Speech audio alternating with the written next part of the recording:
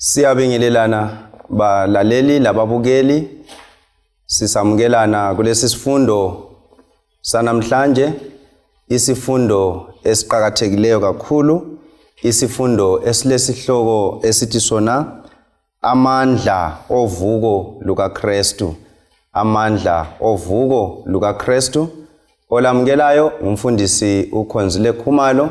Singakangeni ngokujula kulesi sifundo, ngiza kunxusa abafowethu engilabo lapha kubana balamukele baziveze kubana bangobani. Salibonani izihlobo ngegama lenkosi yethu Jesu. Sifika kwesinye isifundo njalo ngokukholwa ngumoya engcwele engilethemba ukuthi liphili lapha likhona. Asikhulekeleni umoya wokuzwisisa lokwezintando kaNkulunkulu okhulumayo ngumfundisi Mila Dube. Salibonani bathandekayo, siyamukelana kusifundo sakulona leli viki. Mina nguMrs Siboneni Mhlanga. Siyathokoza sihlobo ukuhlangana esifundweni salamhlanje.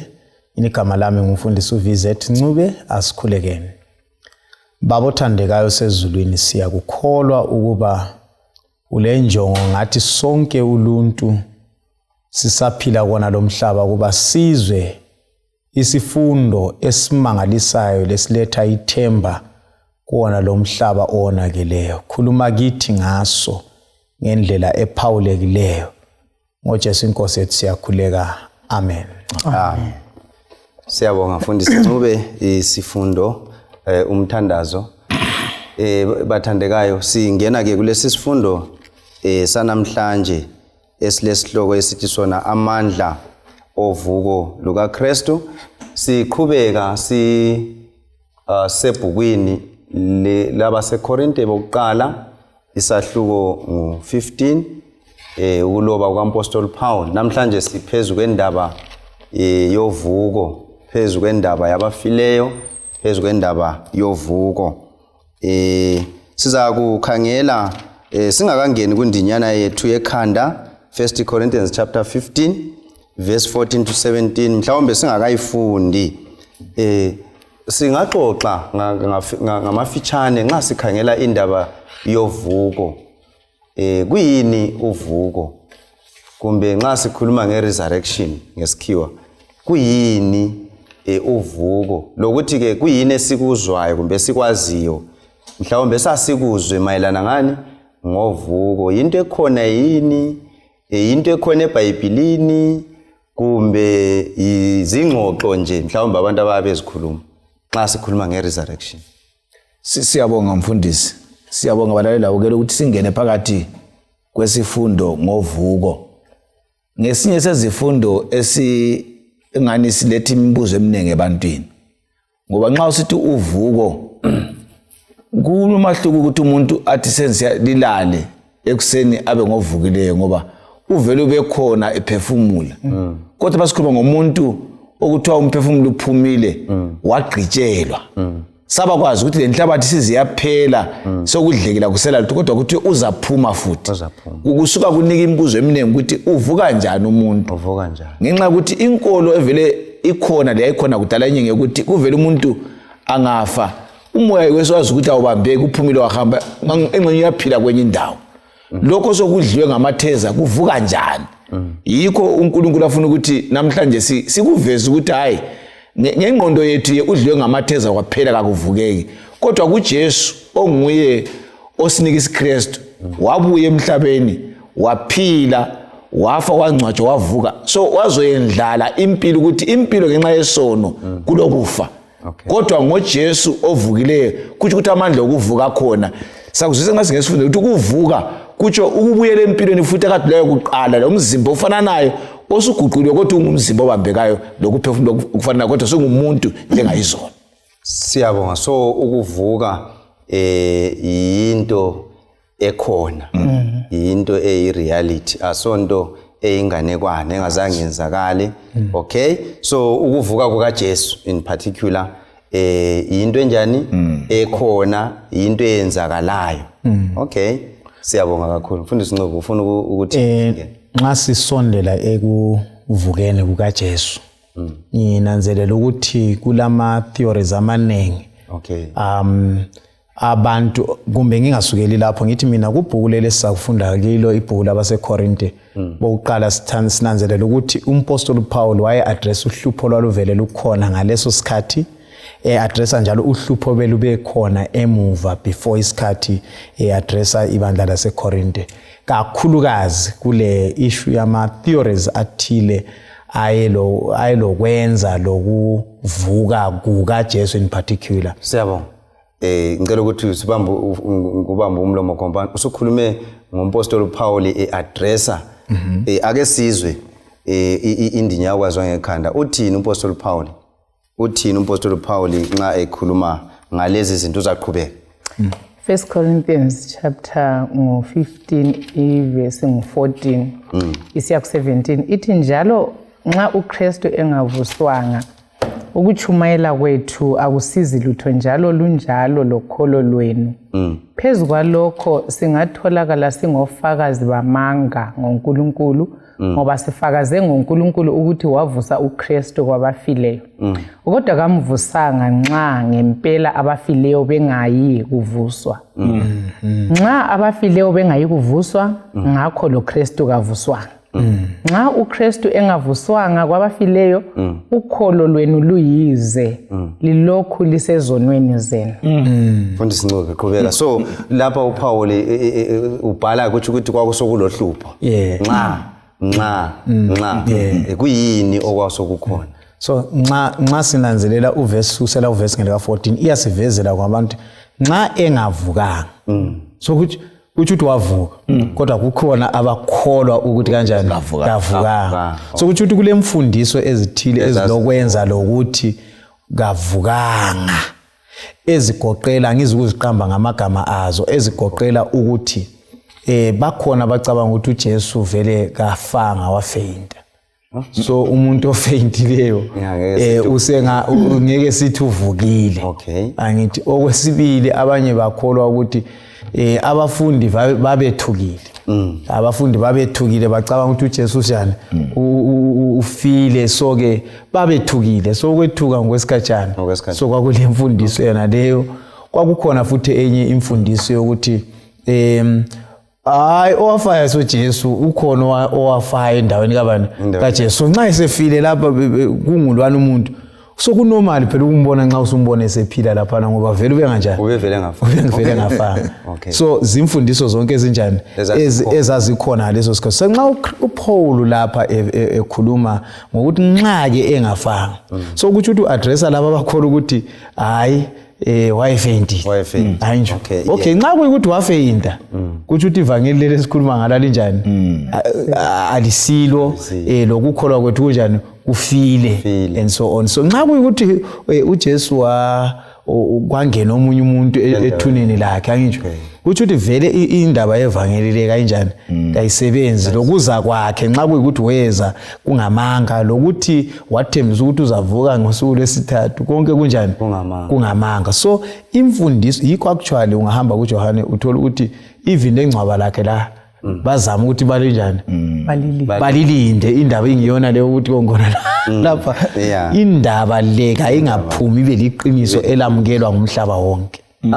Ukhuluma ngendaba lapha ezazikhona ukuthi inkolo leyi ikhona yini khathesi mhlawumbe ngoba lezi zinto angithi zazikhona kumbe nxa singakafiki khonapho kukhona yini abanye abakukhulumayo mhlawumbe bezama ukuthi khona bavale indaba yokuvuka leso ukhulumile phose kwaze kwaba kuthathu mhlawumbe nxa kukhona esikuthola laphana ngangizwe nxa ukhangela eBhayibhelini kuMateyu laphana esikuvezelwa iBhayibheli layo ngenye indlela yenzama ukuthi hayi umuntu lo kanjani kavukanga abathi theft theory ukuthi watshontshwa angazi sikuthola kubani laphana kuMateyu Matthew 27 nxa umfundisi uvizethu beveza ama theories imfundiso ezikhona mayelana lokuvuka kukaJesu kungilethela umcabango ukuthi zinengi izinto indaba ye resurrection fundisi iyenye izindaba okuthiwa i-miracle Imiracle. indaba ye-resurrection iphefonywa nguNkulunkulu yedwa kufana le ndaba izinto ezingazwisisekiyo to the dot sizibambe ngoluntu kufana le ndaba yokuthi uJesu enguNkulunkulu wazalwa njani ngokomuntu uyabona ngikutsho so indaba ye-resurrection iyingxenye ye-bigger plan yokusindisa umhlaba so umpostoli Paul nxa i-introducer ku-chapter 15 la ulwisana le mfundiso elethwa nguSathane olwisana le ndaba yokusindiswa komuntu Okay. so imfundiso ekhona ngeyokuthi hayi utshontshiwe imfundiso ekhona ukuthi hayi akula kuvuka kwabafileyo hayi ngoba vele uSathane ulwisa ufuna ukudisturb indaba yokuthi umuntu asindiswe but iBhayibheli lisinika kuhle mfundiso ukuthi uJesu uvukile ngicabanga ukuthi sisiya phambili siza kubona but ngifisa ukuthi samukele ukuthi ukuvuka kwabafileyo nguNkulunkulu yedwa ongakwenza Okay. so ngokuthi uSathane ufuna abantu bangakwamukela ukuthi uNkulunkulu lamandla okubuyisela impilo kulabo abafileyo uSathane udiliza ingqondo yonke yokuvuka yikho ebisa ama theories amaningi kodwa isifundo sanamhla sizasincedisa abalaleli lababukela ukuthi sizwisise ukuthi kule bufakazi obubambekayo yes ngoba nxa kuyikuthi uJesu kavukanga then kudiliza iplan lonke lokusindiswa kwethu so uSathane yindaba alwisana layo so esifisa ukuthi sikubone ukuthi iBhayibheli lilo bufakazi obupheleleyo ukuthi uJesu wabuya lapha waphila waba ngumuntu wafa esiphambaneni kwaba nguye sibili ofileyo kulomuntu ofe inter 3 days yini ngilandelela ngisho ukuthi 3 days ulele ulokho kuthiwa ufaintile so sikhuluma umfundisi uDubuthengeni sawakhuluma into yokufa sitsho ukuthi umoya lenyama kwehlukane umuntu ayigqitshelwe ivesi iyasitshela ukuthi uJesu wethulwa ngeFriday wayafakwa engcwabeni kwavalwa so kwaba yido yokuqala ngesabatha eyayilandela lapho wayesethuneni ngeSunday ikhavuka khona so ama theories yaweza ukuthi ungawakhangela closely ukuthi kawabambi manzi kodwa kasigagadleleni ku-evidence yeBhayibheli ukuthi uJesu uvukile siyabonga mhlobo ngithanda elakhwelele ukuthi indaba yovuko iyisimanga sikaNkulunkulu imiracle engenziwa ngubani uNkulunkulu yedwa ngoba umfundisi la njengoba nevezi ukuthi nxa sikhuluma ngovuko sikhuluma ngomuntu uyabe sefile kunje sikhuluma ngabantu abaleminyaka bafa njalo kuyaveza kusobala ukuthi umzimba lo esilawo ngumzimba obolayo kusitsho ukuthi nxa umuntu esefile sokumele kube khona ukuthi umzimba uphele ubole ube inhlabathi njengoba navela iBhayibheli sithi sinini siluthuli so ukuthi bese sikhuluma ngempilo yento enjalo nxa ngakube ngaleyo ndlela so kuthi ukuthi imiracle kabani kaNkulunkulu so lapha nxa ngilizwa kuhle bafowethu siyaqinisa ukuthi uJesu wavuka ngamanye amazwi lokhu sekumele sikuveze sobala ukuthi khona ke ubufakazi lobu njobana ekulethile ukuthi iBhayibheli yakuveza maybe ngamafitshane sesingazama ukuthi sigijime phezulu kobufakazi bona lobo ukuthi uJesu wavuka ukuncedisa mhlawumbe olaleleyo ukumvezela ukuthi hayi iBhayibheli yakuveza lokho iBhayibheli yakuveza lokho iBhayibheli yakuveza lokho ukwenzela ukuthi mhlawumbe lami nxa nyabe nihlezi laphana bengithandabuza indaba leyi ngisale sengizwisisa ukuthi ngeqiniso uJesu kanjani wavuka nanzi nampu ubufakazi obuvela ngapi eBhayibheli hatsho obubodwa kodwa ubufakazi mhlawumbe obunengi angazi ngamafitshane singaba lakho okubili okuthathu okuyi evidence okuyibufakazi from the Bible ukuthi uJesu wavuka mhlawumbe ivini sikhangela la kuthiwa yini kuhistory nje sikhangela ukuthi bukhona yini ubufakazi esingabufumana kuhistory kumbe kuvini kugeology nxa bukhona ubufakazi njengona kathesi kule archaeology nxa ukuthi bukhona ubufakazi ukuthi uJesu kanjani wavuka ubufakazi mfundisi bunengi siyabonga ukuthi nje uma umuntu ekhuluma bana ingqondo uSathane ayihlanyele ebantwini ubandezela ukuthi singakholi ukuthi uNkulunkulu ulethu usindiso ngoJesu okay umlimi akuvumelana noJesu ezulwini ukuthi uzakwehla ukufa abesevuka ikwakudilizayo obunye ubufakazi obusegcekeni umuntu wonke ulosuka athi uJesu uvukile aluchithwa iChristmas senzani nxa engazange azalwe afe avuke senzani Okay.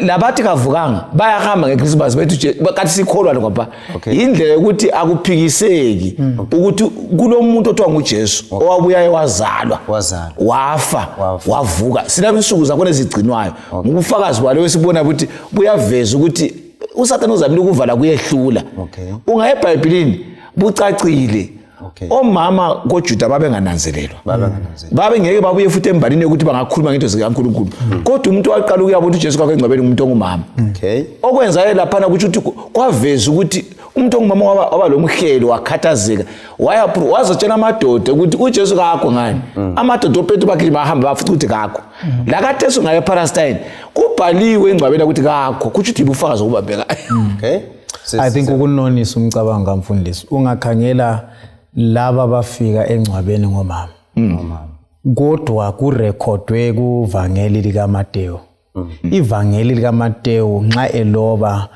olobayo uloba engaqakathekisi ubulili besifazana at any given time hamba khaya Luke chapter 1 nxa kukhulunywa ngegenealogy kaJesu ukhangelwa obaba umama is never in the picture loba ku10 but in the very same book ehluleka umlobo ukuthi achiye umama phandle hayi khathesi anti ngingehluleka konke but la ubufakazi lo wabonwa ngobaba ubufakazi bokuvuka kaJesu ubone mbani umama ongaqhakathekiswanga la nxa engaqhakathekiswanga umama akaqhakathekanga kathesi kodwa isehlakalo lesi ngoJesu siqhakathekile kasivezwe nxa sivezwe ngumama ngcono right siqume imithetho yethu esibekileyo ngokungaqhakatheki ukabani ukamama so that one is very very key okwesibili angikwazi ukuthi kwaba njani ukuthi kube lomcabango ukuthi kulinda amasotsha ingcwaba likaJesu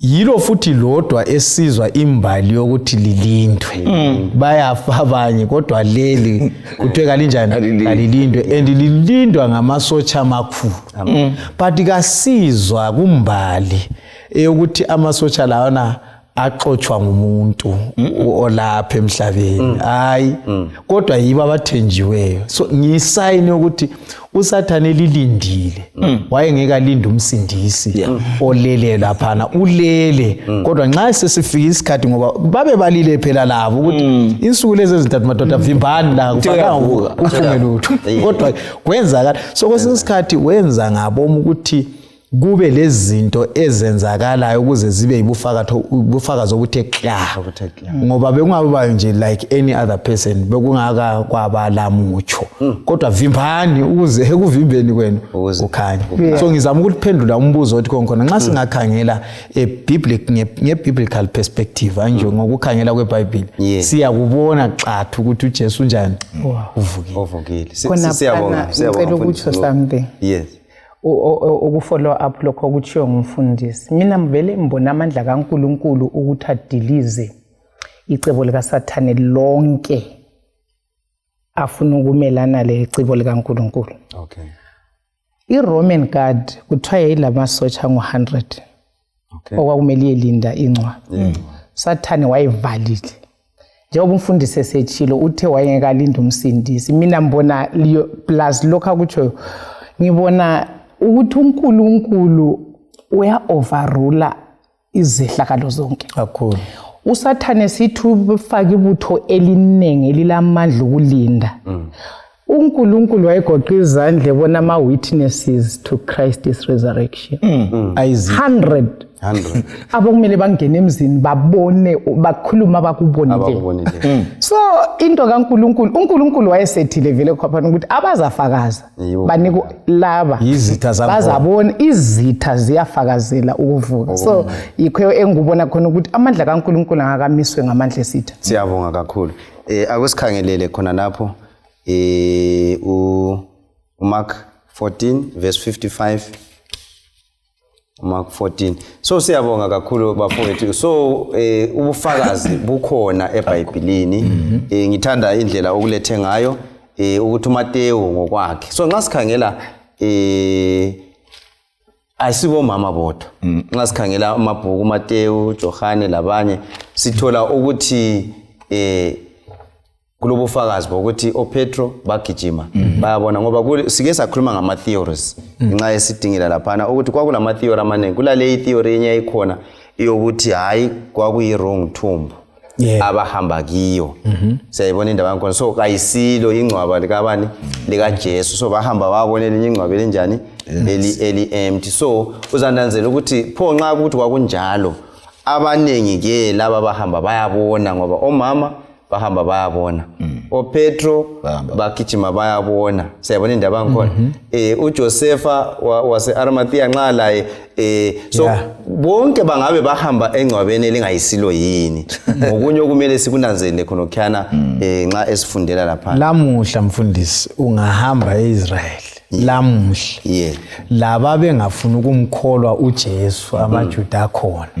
lamuhla bonke nxa kufika ethuneni kaJesu bathi ileliya it's empty livulekile actually okunye kulamhlanje ungaya eIsrael ngalo uzathola ukuthi amathuna wonke bayaqhakathekisa amathuna wonke amathuna asindiwe alungiswa abayikho konke kodwa kule thuna one lingalungiswanga lathiwane la lamhlanje kulesilobo kulotshiwe ukuthi uvukile so ke labangekho kunkolo yesiKristu bakholwa ukuthi hayi singangamkholwa yena kodwa ukuthi yena nguyolala laphana lokho yibufakazi obunganjani obungaphikiseki siyabonga sifundele uzasibambela lo 1 Corinthians khonapho verse 2 and 11 angazumbe ngunike verse eyiyo Mark chapter 14 verse 55 abapristi abakhulu leSanhedrin yonke babedinga ubufakazi obumlahlayo uJesu ukuze bambulale kodwa babuswela verse 64 verse 64 selikuzwile ukuhlambaza lithini manje bonke bamlahla bathi ufanele ukufa okay so lapha sitholani ke lapha chapter 15 verse 1 Mark uMark ithi ekuseni kakhulu abapristi abakhulu labadala labafundisi bomthetho kanye leSanhedrin yonke bavumelana ngesinqumo sabo bambopha uJesu bamqhuba bamethula kuPilato right okay lapha esikuyini esikunanzelelayo uverse 64 uveza ukuthi laba abantu laba bakunquma ukumbulala uverse 1 uveza ukuthi usevukile umuntu ababenquma ukumbulala bambulala so ibonobo ibufakazi ukuthi abathe bazambulala ufile ekufeni kwakhe wangcwatshwa nangu kathesi bonabo bantu yibo futhi abafakazi ukuthi unjani uvukile ingcwaba kalilani okay so siyabonga so ukuthi kuyaveza ukuthi ke ama theories lawana athi unayo uJesu kafanga wafeyinta kasoqiniso siyabona indaba yakhona now nxa siqhubekela phambili ngicela sifunde uKorinte liyane engikunike yona 1 Corinthians chapter 15 verse 2 ngaleli vangeli liyasindiswa nxa libambelela elizwini engalichumayela kini nxa kungenjalo selikholwe ize verse 11 verse 11 ku chapter efana nayo ngakho la ngabe kwakuyimi loba kuyibo lokhu yikho esikuchumayelayo njalo lokhu yikho elakukholwayo now sinanzelela ukuthi umpostoli Paul uyafithizela indaba yokuthi uvuko lokulichumayela kanye lani lokukholwa abesithi ngaleli vangeli kanti nguverse 2 ngaleli vangeli liyenjani liyasindiswa kungani kanti umpostoli Paul ekhanye kumanyanisa ukukholwa lokuchumayela ngali indaba yani yovuko singananzelela abalaleli abukeli indaba yevangeli nguJesu so uJesu esikhuluma ngayo nguye phela owabuyayo wazalwa wahlukuluzwa wafa wavuka So kusukela kuGenesis babe vele bethenjisiwe ukuthi kuza kuzalwa umsindisi. So ivangeli vele liyame kuJesu Kristu ukuzalwa kwakhe ngoba uzelwe ngesimanga sokuya entombazane ngala ndoda engazi indoda. Wabuya wafa wangcwatshwa wavuka isimanga. So nxa umuntu ethi ivangeli ukhuluma ngesimanga sokuthi uKristu enguNkulunkulu abe ngumuntu afa ngcwatshwe avuke. So uPaul uthi nxa sikholwa kuJesu sikholwa kukho konke akwenzayo. So nxa ukuthi waphila wafa wangcwatshwa yili ivangeli lathi ke singaze sife ngesono abakuKristu baza kuvuka. Indaba yevangeli ithi ukuthi sikholwa ukuphila kukaJesu ezelwe ukufa kwakhe lokuvuka kwakhe kusinika amandla legunya lokuthi isono singabulala umuntu singahlukuluza kodwa ke sivuka njengalokhu wacanda indlela yokuphila lokuvuka. Siyabonga mfundisi. Sibalaleli nxa siqhubeka ngesifundo sizananzelela ukuthi sesikunanzelele sesizwile ukuthi kwakulezi mfundiso eziningi ezazinjani ezikhona funa la namhlanje ezifundiswayo ubona hayi akula kuvuka kodwa umuntu uvuka ngalindlela.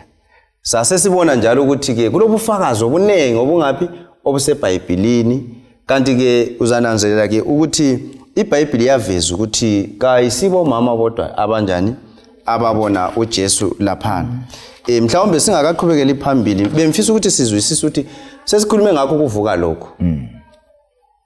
Kuza kuba njani?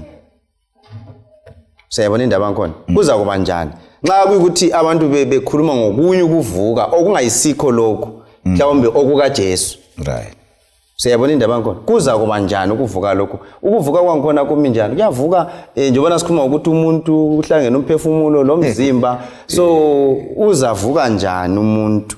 Mina nithatha example ukuthi uJesu anti nguyindlela yethu. Nxa usiya kuJohn 14 sithi yimindlela leqiniso lokuphila. So sikhangela kuye uJesu ukuthi wavuka njani? Wavuka njani? Yena wavuka umzimba waba khona njengalokho wawukhona kuqala.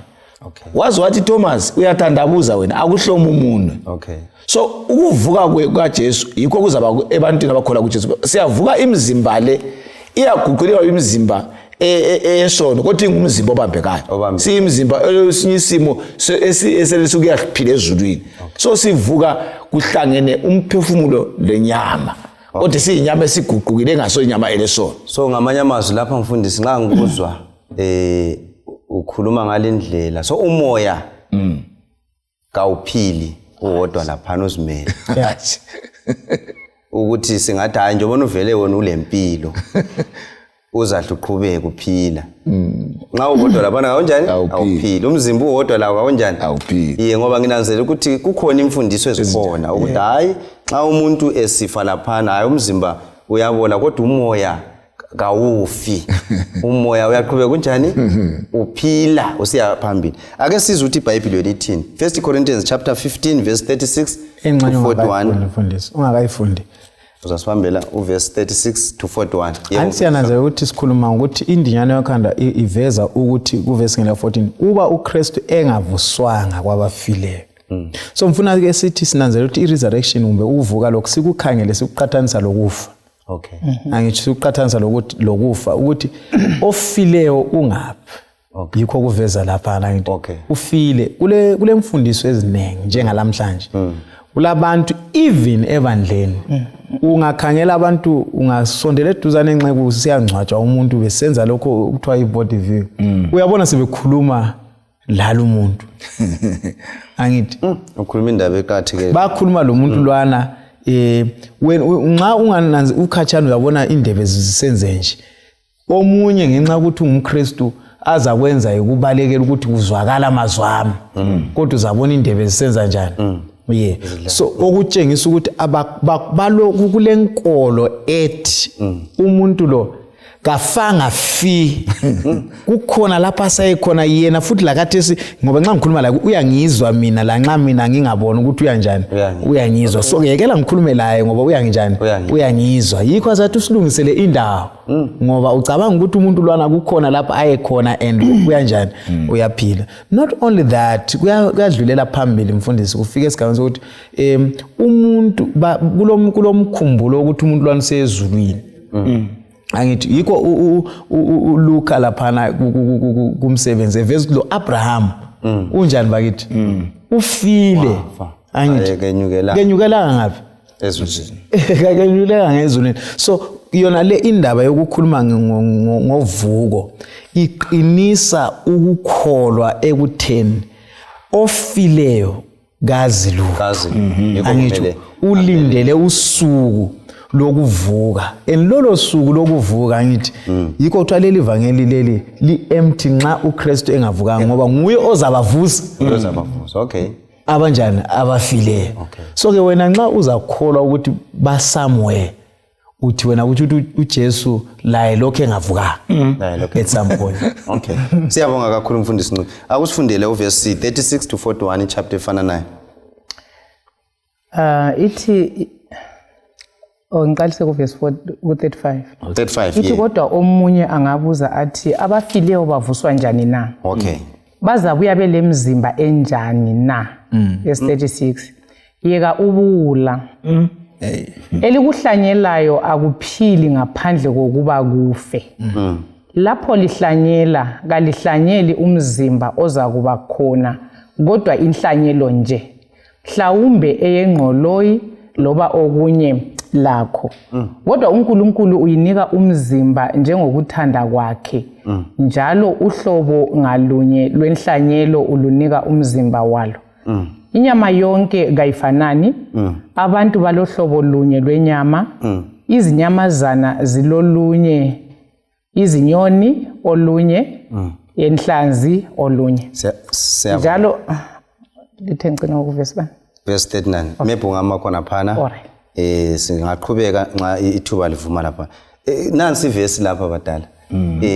Isivezele okunye lapha abantu bangabuza ukuthi kanti abantu laba bazavuka okunye sesikukhulumile ukuthi bazaphiwa umzimba onjani. Umpostoli Paul abeseletha impendulo akhulume ngemzimba echiyeneyo, inyamazana zilemnye imzimba, inyoni zilemnye imzimba, abantu balenyama yenye. Kusincedisa njani ukuthi siphendule indaba yovuko leyi? Ngicela ukuphendula ngiqalisa lapha mfundisi. Ukuthi indaba yovuko iqinisile. Alright, mana ke mpho ngikhangela nje. uJesu wathe vukile ivesi ithe wabonakala kubafundi.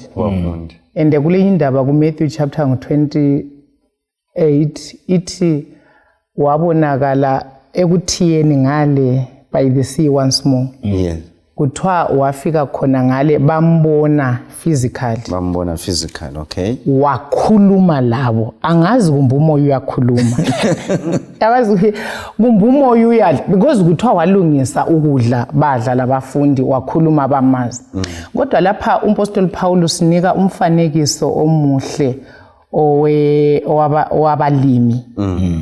Ukuthi nxa sihlanyela inhlanyelo mhlambe ndisithi intanga yomumbu sihlanyela igrain emhlotshana liyani siyaphansi ngaphandle kokuthi liyani intanga iqalife akumili lutho.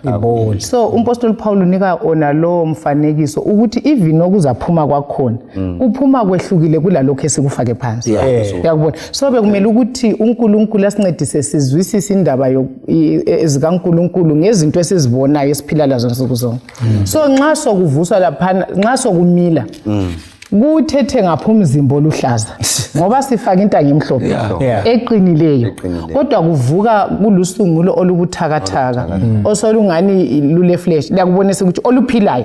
So kusinika ukuthi uNkulunkulu nguye lamandla yona liyani sithi vele mfundisi ilife principle yokuthi iphume iphile ikuNkulunkulu lokuthi iphumi luhlobo bani yinyawuthi kumbe kuya uNkulunkulu nguye okuphethe. So uthi lapha sifanele ukufunda ukuthi ekuvukeni umuntu ungcwatshwa engumzimba obolayo Okay.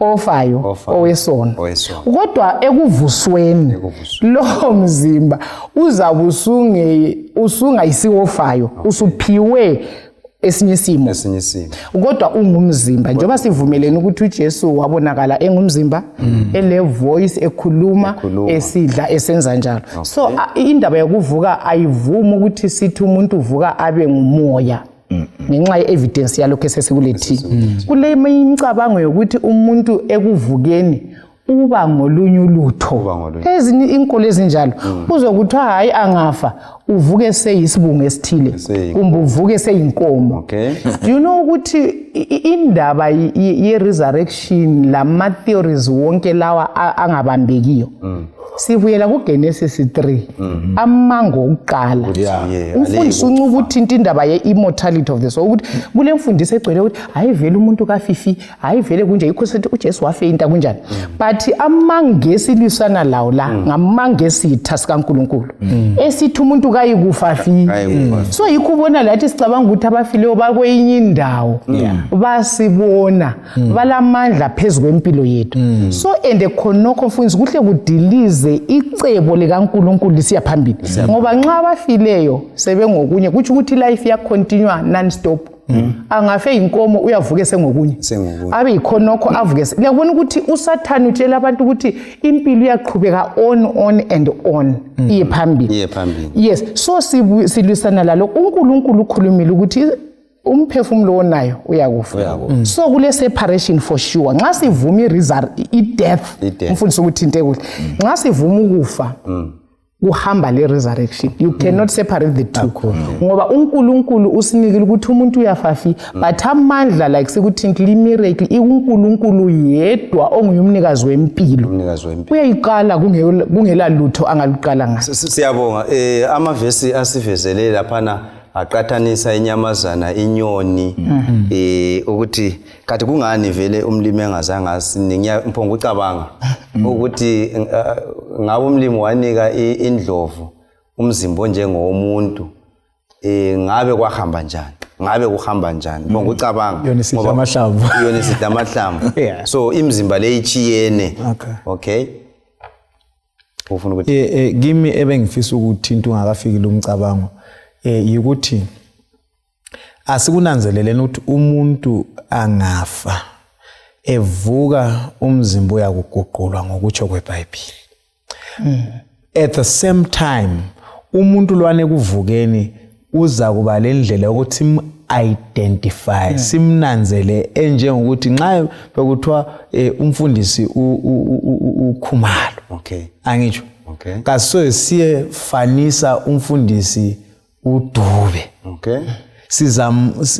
kukhona ukuguquka uNkulunkulu azakwenza okugoqela ukuthi umzimba lo ufe usifa ulokubola kodwa kathesi wambatha kunganjani ungaboli isibonelo esinye esihle sisithola ngoba sikhangela ukuthi isifundo sikuJesu uJesu wavuka babona yena njengoba uJesu engubani enguJesu futhi abesesithi kumsebenzi wani uthe esesenyuka esezulwini ababonanga ingilosi isenyuka babona ubani uJesu angitsho lesithunywe safikayo sifika sithi madoda seGalili limele lijolozele ezulwini uJesu lo lenani bala liqhathe kakhulu uJesu lo elimbona enjani esenyuka lizambona futhi ephenduka njengoba linjani limbonile so yikho engunanzelela ukuthi asikunanzeleleni ukuthi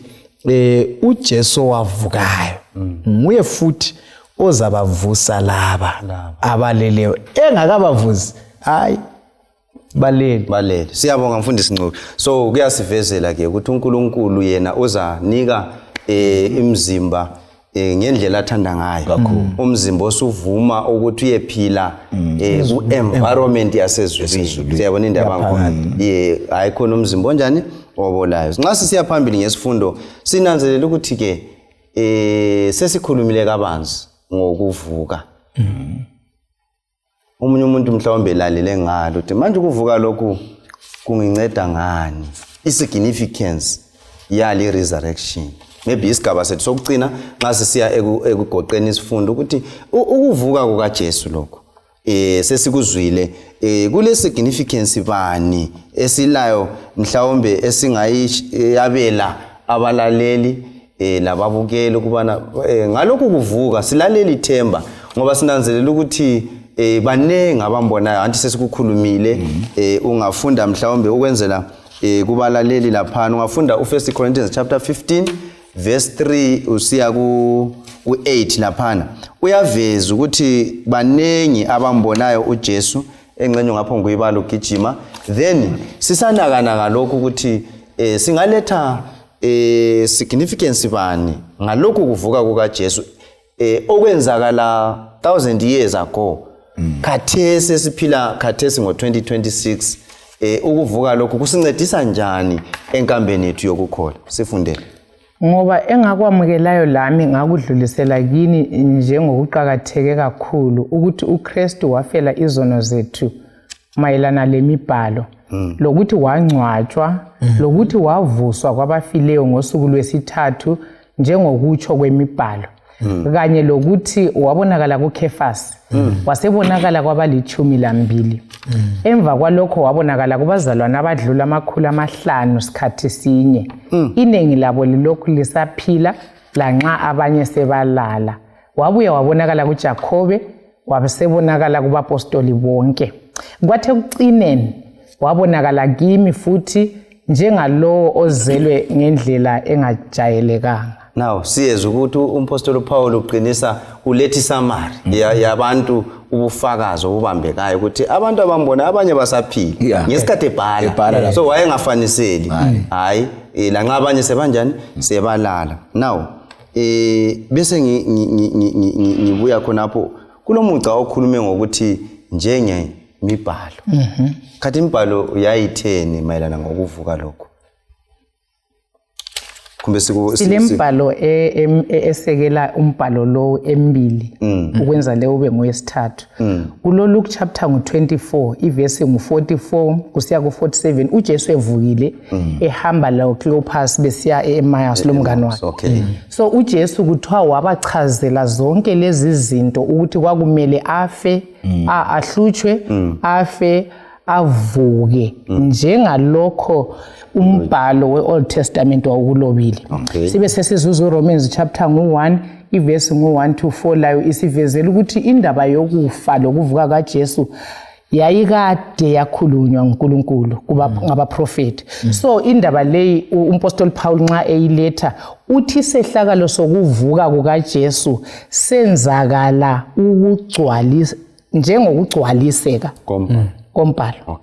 Alright ngicela ukuthi ngicommente ngoverse 23 oka 1 Corinthians maybe ngabala verse 20 to 23 okay ngihle mbala verse 20 to 23 uyihlanganisa ithi kodwa ngempela uKristu wavuswa kwabafileyo izithelo zakuqala zalabo asebelele ngoba njengokuba ukufa kweza ngomuntu ukuvuka kwabafileyo lakho kweza ngomuntu ngoba njengoba ku-Adam sonke sisifa njengokunjalo kuKristu bonke bazaphiliswa verse 23 kodwa ilo lalowo ngethuba lakhe uKristu uyizithelo zakuqala kuza kuthe kubuyeni kwakhe kuvuke labo abangabakhe bengifuna ukulanda mfundisi indaba yokuthi uKristu uyisithelo sakuqala ngoba imbali iOld Testament isivezela ama-feast lawa nangu7 aveza ukuthi uKristu uzakwenzani ukuzasindisa umhlaba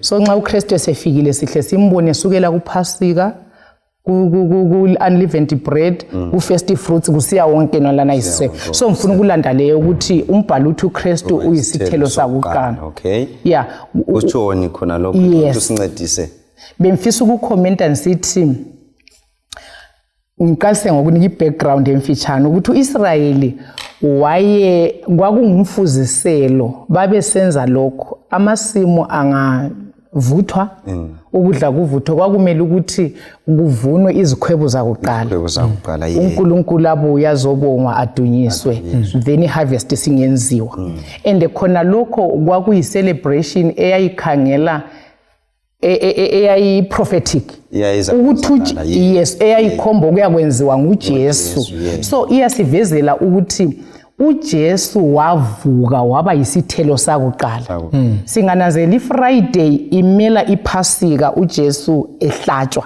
iwundlu lihlatshwa njengewundlu then umkhosi wesibili uJesu esengcwabeni unleavened bread then owesithathu iresurrection yiyo emelwa ngumkhosi wokukhwetshulwa kwezikhwebo zakuqala so uJesu ubuye wagcwalisa zonke lezi zinto kodwa ubevele kwenza efundisa lokho kuyakwenzeka ekuzeni kwakhe ukuthi bonke abafileyo bemkhethile beyivumile intando yakhe belivumile icebo lokusindiswa ngaye bangaze bafe bayakuphila so umfundisi uvize ethi kwathinta ukuthi amandla uJesu avuka ngawo yiwo amandla azavusa ngawo bonke abaleleyo bemkhethile so silethembele injalo isignificance ekhona la ukuthi thina sifayo silovuko esiluthenjisiweyo ngeevidence yokuthi uJesu uvukile siyabonga mhlobo siyabonga ukugcwalisa khona lapho yebo mfundisi literally again sizananzelela ukuthi uJesu wayengayisokuqala ukuvuka kwabafileyo kodwa ubizwa ngokuthiwa ngokuqala isithelo sokuqala uMose wavuka kodwa ayisiso isithelo sokuqala indodana yomshunami yavuka ayisosithelo sokuqala indodakazi kaJairus khuluma ngomngane wakhe uLazaro bonke labo bavuka uJesu engakanjani engakafi kodwa ayisibo zithelo why ungakhayela bonke laba bafa futhi bafa futhi so indaba yokuvuka kwabo yayingayisikho lokhu kuvuka esikhuluma hayi kodwa lokhu kuvuka esikhuluma ngakho yikunqotshwa kokufa uverse 26 lapho uthi isitha sokuqala sokucina sokuchithwa yini yikufa so ufa lapho ukuthi ngakho ngaphindathi uJesu wafa ngokwesibili wafa kanye yikho ezamemeza angitsho athi vukani abaleleyo banjani balizwi ilizwi lakhe ngoba ekunqobile ini ukufa siyabonga so nxa sikufaka kucace kuhle usevezile laphana ke ngendaba yesignificance le ukuthi kuAdam wawuqala banjani bayafa kuAdam wesibili banjani bayaphila ngithi so ukuvuka kukaJesu kusinika ini ithemba impilo njalo usukhulume ngendaba yesono laphana ukuthi indaba yesono ngokuvuka iyaqedwa ngoba alubana engavukanga kuthi ukuthi indaba yesono iyabe engaqedwa ngoba ngithi isono yiso esibangele ukuthi umuntu kanjani afe siyabona indaba yakhona siyabonga so nxa sifunda laphana sisiya phambili uverse 54 kusiya ku57 sizananzelela abalaleli ukuthi isifundo sethu sigxile kuKorinto oqala chapter 15 isahluko nje sonke mayelana ngokuvuka nangokufa sizwe uverse 54 usiya ku57 ithi nxa okubolayo sekuqokiswe okungaboliyo lokufayo okungafiyo kuzagcwaliseka isitsho esilotshiweyo esithi ukufa kuginyiwe ekunqobeni kungaphi wekufa ukunqoba kwakho lungaphi udonsi lwakho wekufa udonsi lokufa isono lamandla esono ngumthetho kodwa kabongwe uNkulunkulu uyasinika ukunqoba ngenkosi yethu Jesu Kristu amen so amavesi lawa asivezelani ngefinal victory eza kuba khona ebantwini sinikwa ubunandi bokukholwa ukuphila ukufa lokuvuka kaJesu isiqoqo sobunandi benkolo yevangeli likaJesu leyo ukuthi limzimba esiphila kuyo anti kuthiwa bonke uAdam bayafa imizimba le ilokufa okhonzayo uyafa lo ngakhonze nxa ngumuntu uyafa le nyamazana sezifela ukuthi sesihlabeni kwesono nazo ziyafa kodwa indaba ithi yona uJesu isiqoqo sakhe kulanda umuntu kusukela eEden laphana uSathane wangani unqobile watshakala wangani nguye obusayo wafaka inkolo zonke kodwa uJesu nxa evuka esithi ku verse 8 kaMateyu 28 amandla wonke anikwe kimi so amandla ukuthi sivuke akuJesu so kusinceda ngokuthi ukufa kukaJesu lokuvuka kusinceda ngokunqoba isono lokunqoba ithuna ithuna abalala bonke salinqoba isono sasinqoba kodwa sisinqoba kuphela ngokukholwa kuJesu umuntu aya kuJesu usephethe amakhiyi kaphathangana ukhona uJesu lamakhiyi so angathi ukuthi ngangikhaya amakhiyi lawo ngingene engcwabeni ngilekhiyi uzabe uyalivula kuphethe ingcwaba ngoba ngingene ngingumngani wakhe mina ngiyakhuleka ukuthi inkonzo kumbe ivangeli kaJesu lithathe mlalelo mbukeli ngoba lilesithembiso lethemba lokunqoba isono lokufa siyabonga kakhulu umfundisi Dube so ukuvuka kukaJesu kuqhakatheke kakhulu emntwini wonke okholwayo ngaphandle kwakho ukuvuka kakulathemba njengoba ke abantu besifa singcwabana ukusa kwamalanga so kulethemba ngenxa yalesi sehlakalo esenzakalayo esani esokuvuka mfundisi mfundisi mina lapha kuyanithethekisa siyakubona yini ukuthi ungakhala amavesi abaliweyo lapha asithintele into emnandi kakhulu enjengokuthi mhla wosuku lovuko kumbali yoluntu kuyafika kongqe isubject ethi kufa so nxa isikongqe kuthi ukuthi lapha umuntu lo ovukileyo lo bengafanga ephila elungile impilo yabo isimpilo yephakade bephila